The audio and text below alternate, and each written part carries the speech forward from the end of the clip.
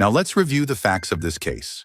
If you are a law student, lawyer, or legal professional, click below for the complete case video, including the review of the parties, procedural posture and history, case issue, court holding and rulings, policy established, case key terms, and much more.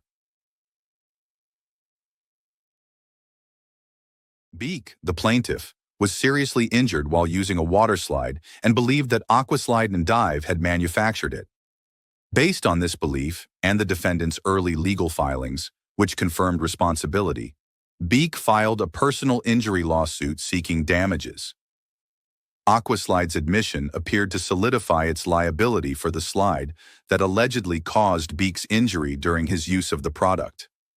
However, after litigation had begun, Aquaslide conducted a more detailed inspection of the waterslide and discovered that it had not actually manufactured the slide involved in Beeck's injury.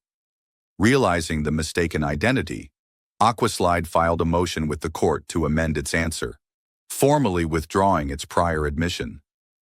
This change created a significant shift in the case, as Beeck had relied on the company's original admission when filing his claim.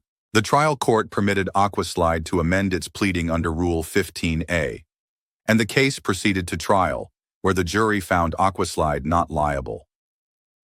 Beeck appealed, arguing the amendment should not have been allowed. The U.S. Court of Appeals for the Eighth Circuit upheld the trial court's decision, concluding the amendment was within the judge's discretion and affirming judgment in favor of Aquaslide. To view the entire video explanation and the thousands of additional case and topic videos, click below and subscribe for optimal law school performance.